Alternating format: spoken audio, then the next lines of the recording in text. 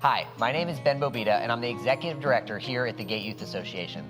Since we built the Gate Community Youth Center 5 years ago, the number of students we are serving has grown by 300%, and there are many days that the center is maxed out with 130 to 150 students. So I'm excited to share with you about our Expanding the Hope expansion project, how it got started, and why I believe God is moving us to add on to the building. But first, a little background. Starting in 2005, a group of community members started dreaming about a youth center that would serve the teens of Monmouth and Independence. This grassroots movement became a 501c3 nonprofit. We started an after-school program, and we began to raise funds for a youth center. Over the next 15 years, the Gate served hundreds of teens after school using the nearby church, and we raised over $500,000 through fundraisers involving generous community members just like you. By 2019, we received a grant from the Spirit Mountain Community Fund, a significant anonymous gift, and a large gift from Tom and Sally Puri, a local couple with deep ties to the Monmouth Independence community who wanted to invest in a place where teens could find hope, be fed throughout the week, connect with positive, caring adults, and have a place they could call their own. When we opened the doors of the Community Youth Center in the summer of 2020, we started with a small group of 15 teens, and looking back, it's fun to remember the first day we had 50 kids in the fall of 2021. The Oregon National Guard had brought their inflatable pugil pit, and the teens lined up to battle each other in the gym. Since then, the number of teens coming to the Gate has continued to grow, and we see an average of 130 teens every day after school, with our largest number this year being 157. This last year, we served over 11,000 meals to teens after school. We also fed over 6,000 lunches to an average of 250 Central High School students weekly at 3 different lunches, and run a full summer program where we focus on educational and workforce development clubs.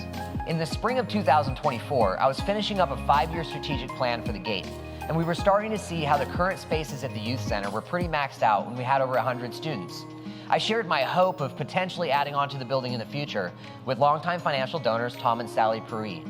Sadly, just a short time later, Sally passed away. But before she passed, Sally and Tom had decided to donate $1 million to kickstart our Expanding the Hope building project. This new addition will include a memorial in honor of Sally's giving spirit and love for the teens of our community. Receiving the first $1 million from the Puris drastically moved up the project timeline, but God wasn't done yet. Just a short time later, the Gate was approached by a private foundation that had local ties to Central High School, and we received a grant for $500,000 for the building and $250,000 for the Gates Endowment Fund. As of today, with those 2 foundational gifts and many others, $1.9 million has been donated towards the project goal of $2.3 million. The Gate has applied for a $225,000 grant from the Murdoch Foundation, and our goal is to partner with you and others here in the Monmouth Independence community to raise the last $200,000 needed for the project. So why, when the Gate Community Youth Center is only 5 years old, do we need to add on to the building? The simple answer is we are serving so many teens, the current spaces are full, and we're having to borrow rooms from a nearby church to serve the kids. We're excited to add some additional spaces so the Gate can serve the current students more effectively, and we can continue to grow. The addition will include 3 classrooms that will be used for our academic support program, 3D printing, and other clubs, including guitar and music club, youth group, summer education clubs, and a dedicated space for our high school attendees after school and support our workforce development focus. We're also going to add some additional office space so that our staff can have private conversations as needed with students and during morning hours. Currently, we have 6 people working out of our 8.5 by 13-foot office. Remember those 11,000 meals served at the Gate after school? Currently, the teens are eating those meals in the gym on the edge of the volleyball court. You can imagine it gets a little messy when a volleyball or a basketball lands in the middle of a table covered with food trays and drink cups. We have extra clothes for when a kid ends up wearing a food tray or a cup of juice. With that said, we're excited to add on a new game room so we can turn the existing game room into a cafe-style eating area for the after-school program. 3 out of 4 teens attending the Gate rely on the program for one of their daily meals, and we're looking forward to having a room that is a dedicated eating space.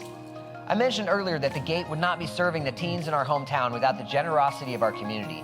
And it's through your generosity that we will continue to be able to serve the teens and finish this expansion project. Our whole community benefits when teens are learning good social skills, passing their classes, and preparing for their future in the workforce by participating in culinary, auto mechanics, or a barista club. I've personally seen how teens who come to the Gate consistently have grown and matured and are successfully serving our community at local businesses. Everything we do here at the Gate directly benefits the families we serve and our community. If hearing what has happened at the Gate has stirred your heart, please consider joining us with a financial gift or partnering in another way. As a community member or local business owner, we would love to have a conversation with you about the benefits of becoming a sponsor. Together, the Expanding the Hope Project will bless our teens for years to come.